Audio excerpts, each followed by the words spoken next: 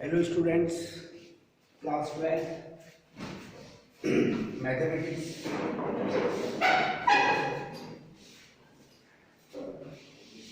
Previous day जो question solve किए थे वो क्वेश्चन थे आपके पास एप्लीकेशन ऑफ डेफिनेट इंटीग्रल्स। और आज भी जो क्वेश्चन सॉल्व करेंगे आप उसी से रिलेट है एप्लीकेशन ऑफ डेफिनेट इंटीग्रल्स। कल जो कर्व अपन ने सेलेक्ट किए थे वो पैराबोला स्ट्रेट लाइन कॉम्बिनेशन, और आज जो हमने कर्व सेलेक्ट किए हैं, पहले क्वेश्चन को सॉल्व करने के लिए इंफॉर्मेशन मस्ट होती है बेटे कि गिवन कर्व तो आप राइट कर लीजिए।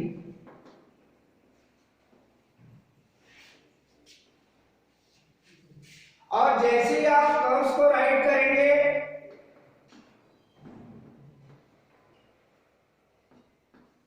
तो 11th बेसिस के अकॉर्डिंग उनकी इंफॉर्मेशन कलेक्ट करेंगे। जो कर्व आपने 11th में पढ़ा है उसी से रिलेट आपके पास क्वेश्चन है। फर्स्ट जो इक्वेशन ऑफ कर्व आपके पास गिवन दैट है उसे आप अगर देखें तो X square plus Y square which is equal A square, it is called standard equation of the circle. ये 11th की इंफॉर्मेशन है। और यदि आपके पास 11th की इंफॉर्मेशन नहीं है दैट मीन्स आप 12th नहीं पढ़ सकते। तो 11th बेसिस के अकॉर्डिंग जो इक्वेशन आपके पास गिवन दैट है हियर a स्क्वायर इक्वल आपके पास 2 है, दैट मींस a की वैल्यू अगर आप कंपेयर करें तो आपको √2 मिलेगी। ये पता चलता है कि a is the radius of the circle which centre 0 0 that is called correlation. तो जो इंफॉर्मेशन फिगर ड्रा करने के लिए आप कलेक्ट करेंगे वो इंफॉर्मेशन है आपके पास 11th के according curve first is a circle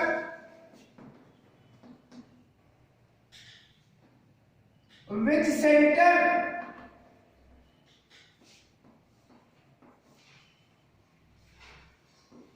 origin 0 0 and radius √2 units। ये 11th के अकॉर्डिंग आपने जो इक्वेशन था आपके पास सर्कल का स्टैंडर्ड इक्वेशन उससे कंपेयर करके आप इंफॉर्मेशन राइट किए। इससे आप सर्कल का फिगर ड्रा कर सकते हैं इन अ कार्टेशियन प्लेन। आप जो पढ़ रहे हैं वो एक इंफॉर्मेशन आपके पास होनी चाहिए कि आप real plane that means Cartesian plane की बात कर रहे हैं। आप लोग के पास अगर imaginary quantity that means complex quantity अगर फाइंड होती है तो वो आर्गा प्लेन में रिप्रेजेंट की जाती है, real plane that means Cartesian plane में नहीं। अगर आपके पास इमेजिनरी या कॉम्प्लेक्स क्वांटिटी फाइंड होती है दैट मींस आप उसे नेग्लेक्ट कर देंगे और रियल क्वांटिटी पर ही आप विचार करेंगे। डेफिनेटली कर्व सेकंड के बारे में भी आप इंफॉर्मेशन देखेंगे तो सेकंड कर्व है वो कर्व आपके पास standard equation of the parabola y square equal 4ax इस टाइप का है। Here 4a equal 1। तो आपको यह पता चलता है कि इस कर्व के बारे में जो इंफॉर्मेशन हमने 11th में कलेक्ट किया था वो इंफॉर्मेशन आपके पास सही है। अगर वो नहीं है तो आप इस फिगर को भी ड्रा नहीं कर पाएंगे। दैट मींस आप कंक्लूजन ले रहे बेटे कि y square equal 4x it is called right handed parabola which vertex 0 0। तो सिमिलरली आप कर्व सेकंड की इंफॉर्मेशन राइट करेंगे। Curve second is a right handed parabola which vertex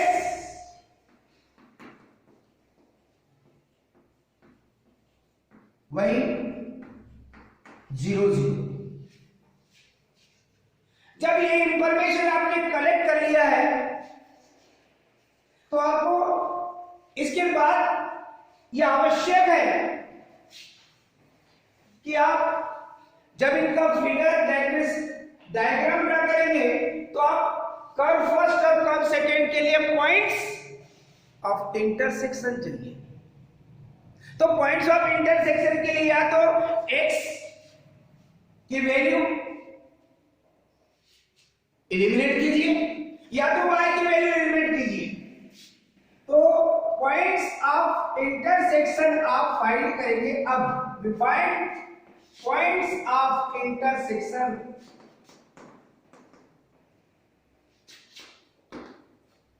curve first और सेकेंड के बाद तो आप in place of Y square put x by equation second. पूरा रिजल्ट आपके पास वेरिएबल x में रिप्रेजेंट होगा। That means x square plus Y square. Second equation में y स्क्वायर की वैल्यू है x which is equal to, इसे आप सॉल्व करेंगे तो x square plus x minus 2 which is equal 0। अब जो क्वाड्रेटिक इक्वेशन मेक हुआ है उस क्वाड्रेटिक इक्वेशन को 11th और 10th के अकॉर्डिंग, आपने 11th में भी क्वाड्रेटिक इक्वेशन वाला पार्ट पढ़ा है कॉम्प्लेक्स नंबर के साथ और 10th में हमने भी पढ़ा क्वाड्रेटिक इक्वेशन। वहां पर आपके पास या तो आप फार्मूला मेथड यूज कीजिए या तो आप फिर फैक्टराइजेशन मेथड यूज कीजिए, वो आप पर डिपेंड करता है। डेफिनेटली मिड टर्म्स को 2 पार्ट्स में डिवाइड करके हम फैक्टराइजेशन मेथड यूज कर रहे हैं। मिड टर्म्स प्लस x को 2 पार्ट्स पैसा x माइनस x में डिवाइड किया जिसका सम मिडिल क्वांटिटी x के इक्वल और इनका प्रोडक्ट फर्स्ट और लास्ट क्वांटिटी के प्रोडक्ट के इक्वल है। दैट मींस फर्स्ट और लास्ट क्वांटिटी का multiplication minus twice of x square 2 parts twice of x into minus x का multiplication minus twice of x square find होगा आपको। Last term आपके पास है minus 2 which is equal 0। First to quantity में maximum common की अगर बात करेंगे आप तो x ब्रैकेट में आपके पास होगा x plus 2। Last two quantity में मैक्सिमम कॉमन है बेटे माइनस 1। ब्रैकेट में आप राइट करेंगे x plus 2 is a common factor.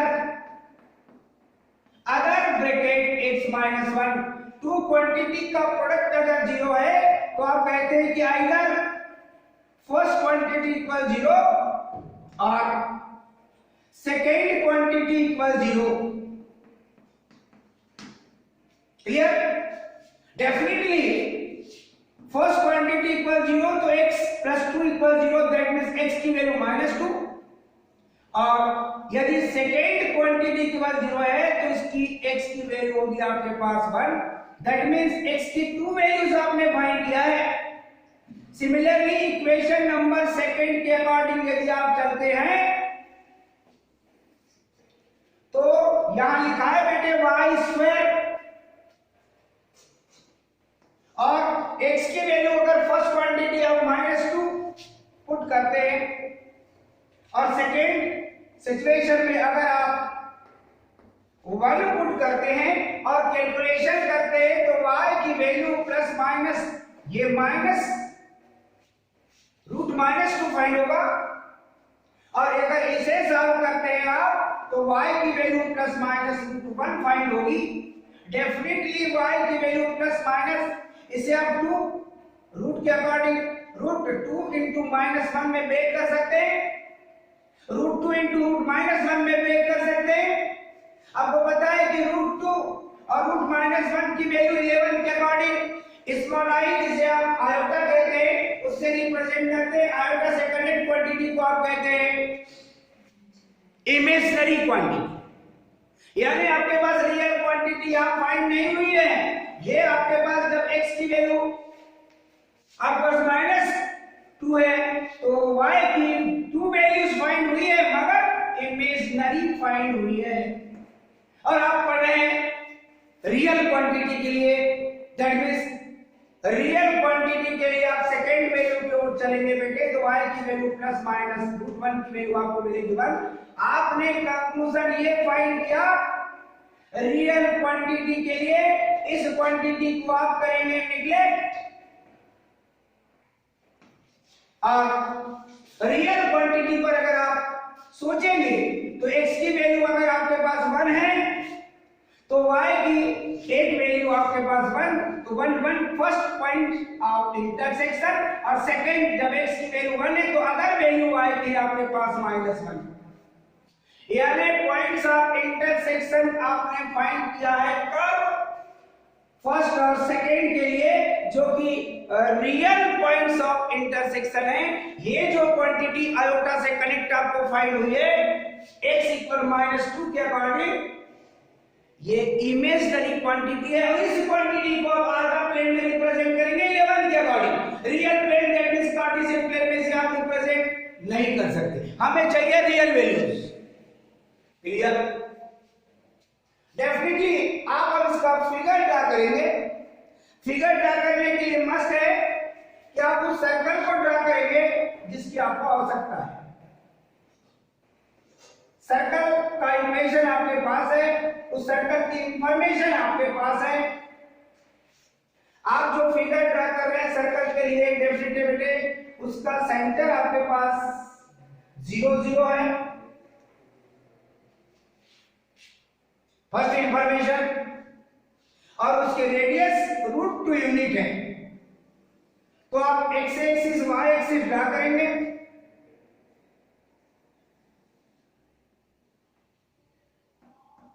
आप x इसे आप x एक्सिस कहते हैं, जिसका इक्वेशन आपने 11th में पढ़ा है y = 0।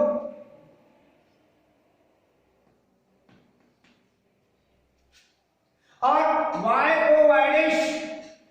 इसे आप कहते हैं y एक्सिस, जिसका इक्वेशन अंडरस्टूड है, आपको 11th के अकॉर्डिंग ही पता है x = 0। क्वेश्चन में ये पॉइंट्स अंडरस्टूड है। आप कार्टेशियन प्लेन की बात कर रहे हैं बेटे, और उसको ड्रा करने के लिए जो इंफॉर्मेशन आपने देखा है सेंटर 0 0 किसका, तो बोले सर्कल का, radius OA = OA' = OB = OB', ये है आपके पास √2। अगर पॉइंट A के कोऑर्डिनेट आप अगर राइट करना चाहेंगे तो OA की वैल्यू है √2, ये पॉजिटिव x एक्सिस, ये नेगेटिव x एक्सिस, ये पॉजिटिव y एक्सिस, ये negative y axis. In x axis y = 0, that means इस पॉइंट A के कोऑर्डिनेट √2 0, पॉइंट A' के कोऑर्डिनेट देखें तो -√2 0, पॉइंट B के कोऑर्डिनेट देखेंगे तो इन y एक्सिस x = 0 और y की वैल्यू है आपके पास रेडियस के इक्वल, जिसे आप कहते हैं √2, और बेस के लिए अगर कोऑर्डिनेट राइट करेंगे तो इन y एक्सिस x कोऑर्डिनेट 0 और ये नेगेटिव y एक्सिस है, तो आपके पास इसके कोऑर्डिनेट 0 -√2 फाइंड होंगे। जैसे ही आपने सर्कल ड्रा किया, सेंटर और रेडियस का सिचुएशन बनाया, सेकेंड कर्व को आप ट्रेस अर्थात उसे ड्रा करने की कोशिश करेंगे। आपने इंफॉर्मेशन राइट किया है, इधर राइट हैंडेड पैराबोला, तो राइट हैंडेड पैराबोला वर्टेक्स 0 0 को पकड़ लिया आपने, और आपने राइट हैंडेड पैराबोला ड्रा करने की कोशिश किया। राइट हैंडेड पैराबोला ड्रा करने की आपने कोशिश किया। डेफिनेटली जो आपके पास सिचुएशन मिल रहा है बेटे, उसको बहुत ध्यान से देखेंगे आप। ये राइट हैंडेड पैराबोला वर्टेक्स 0 0,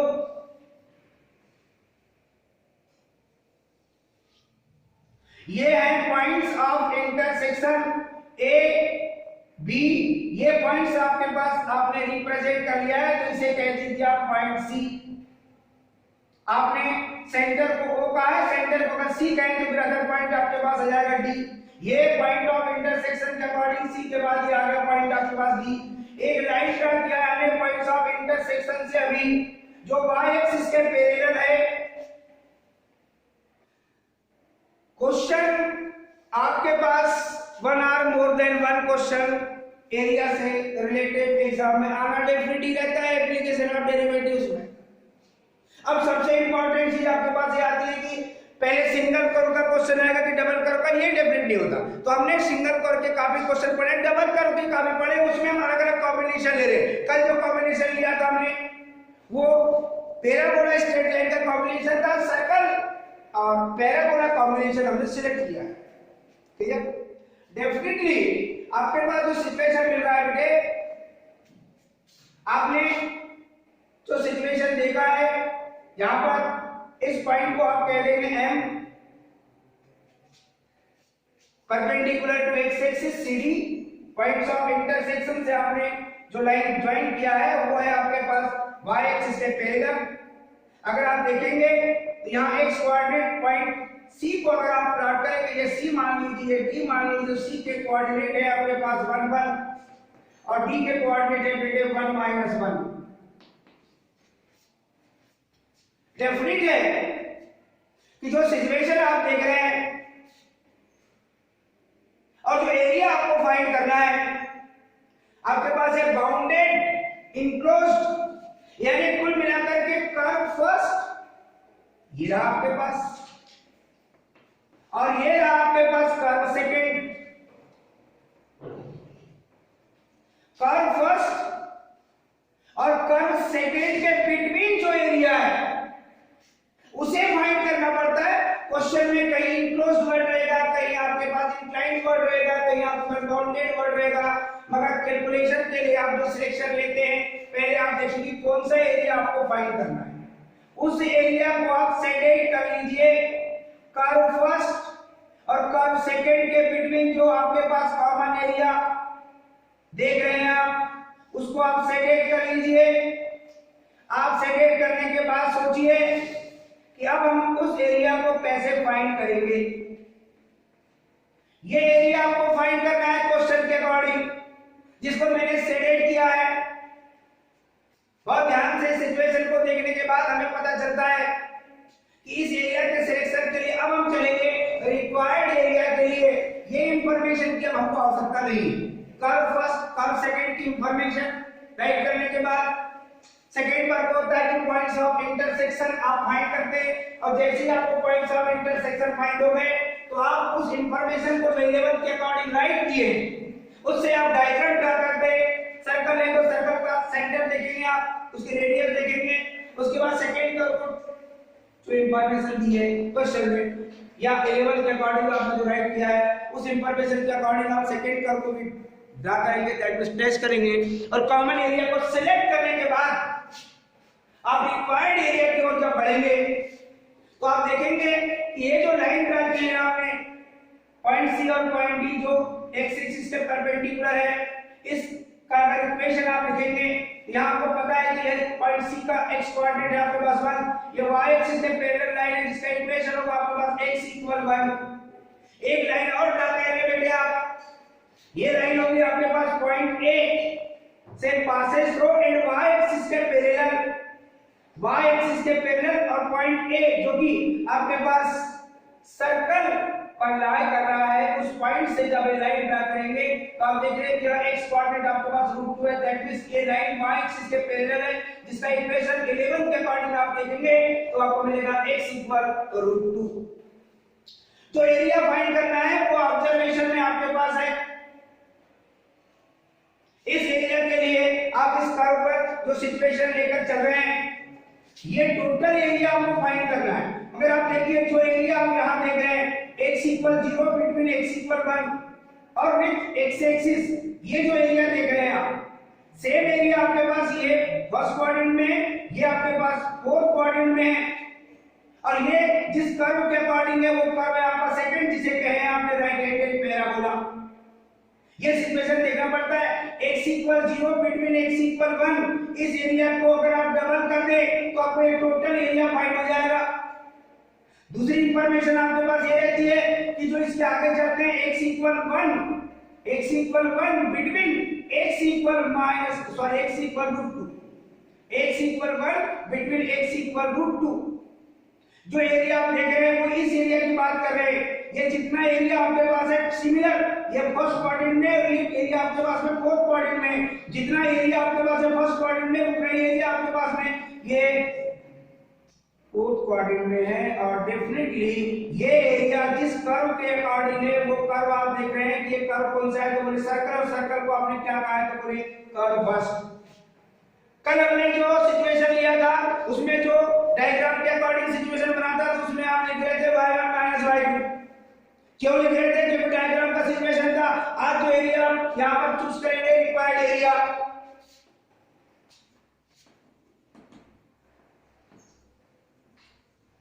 उस रिक्वायर्ड एरिया के लिए बेटे सबसे मेन इंफॉर्मेशन होती है कि पहले उस एरिया को आप सेलेक्ट करें जिसे आप फाइंड करना चाहते हैं।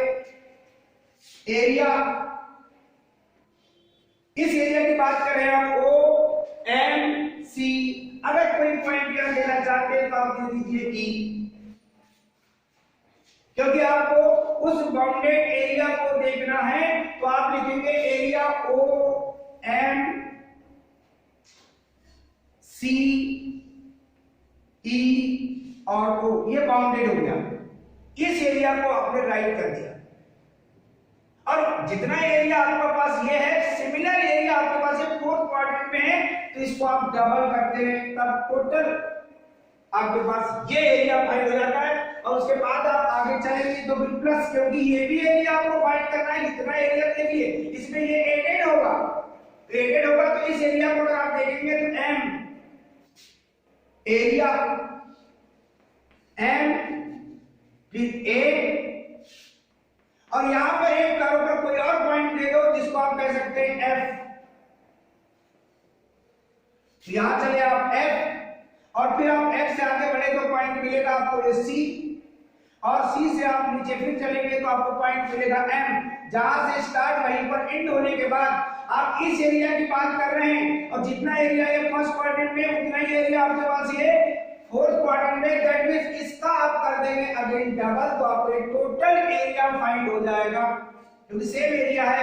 और जैसे ही आप ये सिचुएशन बनाते हैं तो आप इसको फिर आगे चलते हैं 2 into अब इंटीग्रल मेथड, क्योंकि यहां पर कई बार स्टार्टिंग में लिखा रहता है बाय यूजिंग इंटीग्रेशन और नहीं भी लिखा है तो अंडरस्टूड है कि आपके सिलेबस में इंटीग्रेशन ही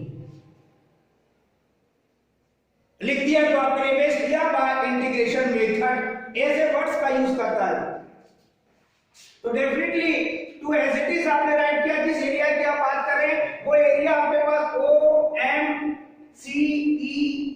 इस एरिया को अगर आप देख रहे हैं यह x equal 0 between x equal 1, x equal 0 lower limit, x equal 1 upper limit, और ये कर्व को पहचानना पड़ेगा ये कर्व फर्स्ट है कि कर्व सेकंड है। तो आप देख रहे हैं कि ये जो एरिया आप देख रहे हैं ये कर्व सेकंड के अकॉर्डिंग है, दैट मींस याद रखिए आप y2 और ये dx, क्योंकि x की लिमिट है तो x के अकॉर्डिंग इंटीग्रल करना पड़ेगा। फिर आगे चल रहे हैं आपके पास है प्लस 2 एज इट इज, और जिस एरिया की आप बात कर रहे हैं वो एरिया आपके पास है x equal 1 between x equal √2, यहां पहुंच गया। और इस एरिया को आपने लिखा है उसका डबल आपने किया है, टोटल एरिया हो चुका है आपके पास x equal 1 between x equal √2। Definitely ये जो कर्व देख रहे हैं आप, ये कर्व का एक पार्ट दिखाई दे रहा है आपको, तो टोटल कर्व क्या है, तो सर्कल को लिखे आपने 1 और वो y की वैल्यू उसमें से निकाल के लिखेंगे, उसे लिखेंगे आप y1 dx। आप लोग एक ऑब्जर्वेशन बनाते हैं कि हमेशा ही y1 minus y2 y2 minus y1 ऐसा होता है, ऐसा कुछ नहीं होता। इसलिए मैंने कल एक जो क्वेश्चन सिलेक्ट किया था उससे डिफरेंट क्वेश्चन मैंने आज सिलेक्ट किया है। नहीं तो ऑब्जर्वेशन में आप हमेशा देखते रहते हैं बिना फिगर ड्रा किए आप एरिया फाइंड नहीं कर सकते।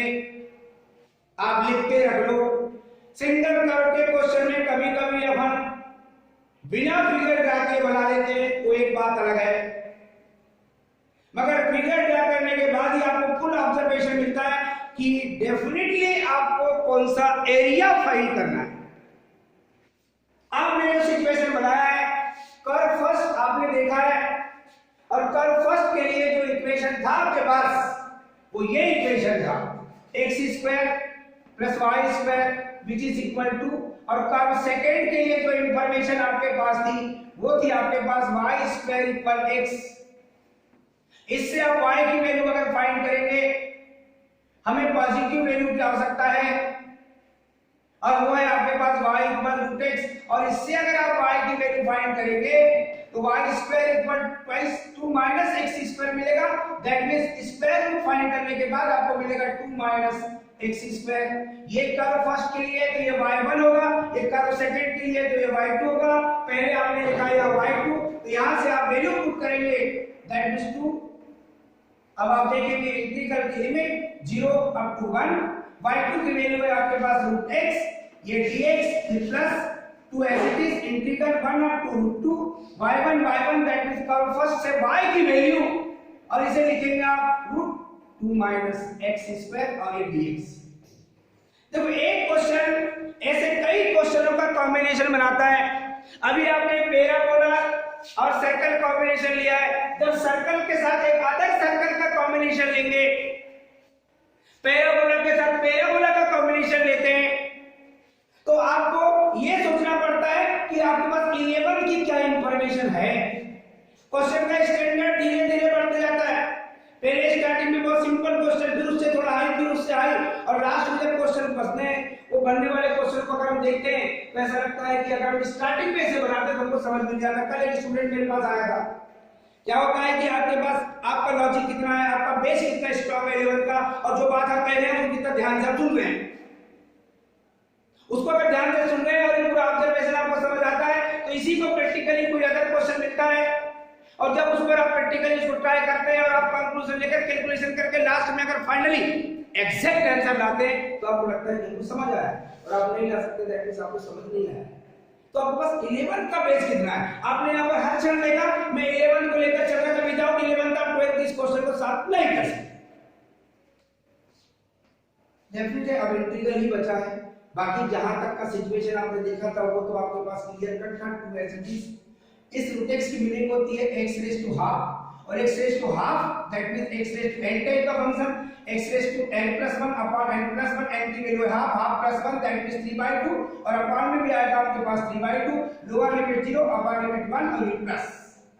यहां पर भी आप इंटीग्रल करेंगे। सेकंड वाले के लिए स्टैंडर्ड इंटीग्रल फार्मूला है आपके पास integral root of a² minus x²।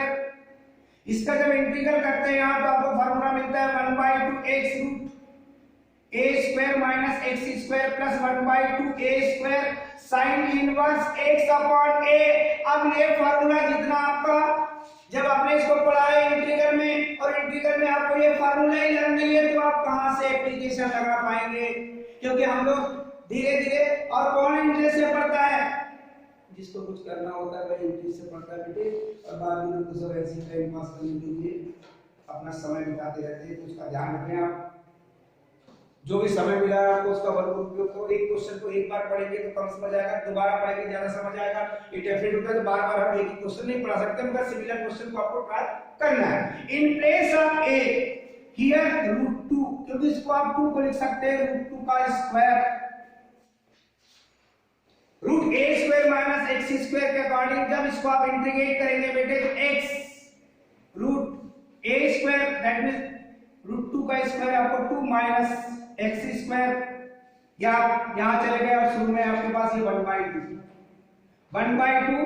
x √a² minus x² in place of a² आपके पास है 2, और ये plus 1/2 a² that means a² की वैल्यू है आपके पास है 2, sine inverse x upon a की वैल्यू है आपके पास ये √2, और ब्रैकेट क्लोज, लोअर लिमिट 1 और अपर लिमिट है आपके पास √2। 2 पार्ट्स में आपने इंटीग्रेट करके देखा है। यहां से ये कांस्टेंट टर्म है 3/2 जो कि डिनोमिनेटर में, इससे आप 2/3 राइट करेंगे। 2/3 अगर कोई कांस्टेंट टर्म है तो पहले उसे आप ब्रैकेट से रिमूव कर लेंगे, और अब आप इस x⁻³ को चाहें तो x⁻1 into x⁻², x⁻² का मतलब होता है √x, यानी x √x राइट कर सकते हैं। लोअर लिमिट 0 अपर लिमिट 1 और ये प्लस 2 एज इट इज, यहाँ 1/2 आप चाहें तो ब्रैकेट से रिमूव करके कॉमन ले सकते हैं, और यहाँ पर आप देखें इन प्लेस ऑफ x और रूट ये आपके पास है 2 minus x square plus 2 sine inverse x by root 2। That means आप जिस सिचुएशन में चल रहे हैं बेटे, अब कैलकुलेशन के लिए आपको पहले अपर लिमिट मेथड आपको पता है 2 into 2 that means 4 by 3 in brackets, पहले upper limit in place of x put करेंगे that means 1 in place of x और ये रूट 1, फिर माइनस साइन, और फिर लोअर लिमिट पुट करते हैं आप इन प्लेस ऑफ x। चाहे तो आप डायरेक्ट कर सकते हैं, मैं आपको डिटेल बता रहा हूं। अब आप देख रहे हैं यहां 2 से 2 ये कैंसिल हो चुका है दैट मींस ये 1 में कन्वर्ट हो चुका है। अब रखेंगे आप in place of x upper limit, और ये अपर लिमिट आपके पास कितनी है, लोअर लिमिट है आपके पास 1 और अपर लिमिट है आपके पास कितनी, रूट 2। पहले अपर लिमिट पुट करेंगे बेटे, तो अपर limit in place of x ये रूट 2, फिर रूट ये 2 माइनस रूट 2 का स्क्वायर दैट मींस 2, फिर प्लस ऐसा आप sine inverse in place of x root 2 और अपर में भी आपके पास रूट 2, ये अपर लिमिट पुट किया तो इस पार्ट को आपने कर दिया अलग, फिर माइनस, और आप रखेंगे लोअर लिमिट जिसे कहते हैं 1 इन प्लेस ऑफ x में पुट 1, और ये देखेंगे रूट 2 माइनस 1 स्क्वायर, फिर प्लस 2 साइन इनवर्स, यहां वैल्यू रखेंगे बेटे आप 1 इन प्लेस ऑफ x और ये अपॉन में रूट। इसको जब कैलकुलेट कर रहे हैं आप तो आप क्या फाइंड करेंगे वो यहां देखते हैं। क्वेश्चन, एक ही क्वेश्चन के लिए हमको एक पीरियड लगता है क्योंकि ये बहुत स्मॉल क्वेश्चन नहीं है, काफी बड़े क्वेश्चन है। और जब कैलकुलेशन करते हुए आप आगे चलते हैं तो आपको पता चलता है कि कैलकुलेशन में अगर कहीं आपकी मिस्टेक होगी, नहीं होगी तो आपको वही रिजल्ट मिलेगा। आप चाहे रिक्वायर्ड एरिया के लिए शॉर्ट में राइट किया मैंने आगे, डेफिनेटली ये वैल्यू काउंट करेंगे बेटे तो 1 और रूट 1 की वैल्यू 1 into 1 मिलेगा बेटे आपको 1, और ये तो रूट 0 की वैल्यू 0 0 into 0 दैट मींस आपको मिलेगा 0, एंड फाइनली ये रिजल्ट आपको मिलेगा बेटे 4/3। यहां पर भी सिमिलरली आप कैलकुलेशन करेंगे प्लस इन ब्रैकेट्स, यहां देख रहे हैं बेटे 2 - 2 0 0 into रूट 2 टोटल फैक्टर आपको मिलेगा बेटे 0, राइट करना है करिए छोड़ दीजिए। यहां देखेंगे आप sin inverse 2 by root 2 upon root 2 that means 1, sin inverse 1 और sin 1 यानी sin pi by 2 की वैल्यू होती है, sin inverse sin pi by 2। Inverse trigonometry का डिटेल कांसेप्ट आपके पास आएगा 12th में, sin inverse sin theta which is equal theta, और ये आपको पढ़ा है इन place of theta here pi by 2, तो डायरेक्ट लिख सकते हैं आप 2 into, मैं बाकी सब छोड़ दिया जो काम की चीजें वो लिख रहा हूं क्योंकि मेरे पास स्पेस वैसे ही खत्म होने चल रहा है। यानी फाइनली इसका कैलकुलेशन मैंने कर चुका हूं। ये माइनस साइन यहां देखेंगे 2 माइनस 1 स्क्वायर की value 1, 2 minus 1 that means 1, root 1 की वैल्यू मिलेगी 1, 1 into 1 मिलेगा आपको फाइनली 1। यहां देखेंगे कैलकुलेशन 2 एज इट इज रहेगा बेटे, आपको पता है कि 1/√2 sin pi by 4 की वैल्यू होती है साइन में, sin inverse sin pi by 4 sin inverse sin theta which is equal theta in place of theta pi upon 4, तो यहां आप लिख सकते हैं इसको प्लस 2 into pi upon 4, और आप जब कैलकुलेट करेंगे बेटे तो 4/3 एज इट इज, प्लस ये 2 से 2 कैंसिल, ये मिलेगा आपको pi, minus plus multiplication -1 minus plus multiplication minus, और 2 जब 4 दैट मींस ये मिलेगा बेटे आपको पाई अपॉन 2। सिमिलर क्वांटिटी को आप सेम सिचुएशन में लेकर कैलकुलेट कीजिए, ये 4/3 -1 सेम क्वांटिटी, और ये plus pi minus pi by 2 में सेम क्वांटिटी, डेफिनेटली 4 - 3 1 1/3, और यहां पर देखेंगे pi minus pi by 2 that means pi by 2। अब कोई भी क्वांटिटी आप पहले पाई बाय 2 प्लस 1/3 राइट कर सकते हैं, 1/3 प्लस पाई बाय 2 राइट कर सकते हैं, मगर आपने क्या फाइंड किया एरिया, तो एरिया की यूनिट लिखना मस्ट है। अगर आप यूनिट नहीं लिखते तो बोर्ड क्लास में चाहे लोकल क्लास में ये भी तो बोलो कि मेरे पास 2 है, अब 2 का रुपए क्या है तो कुल मिलाकर उसकी यूनिट भी तो बताना पड़ेगा। आपके पास तो कुछ भी हो सकता है।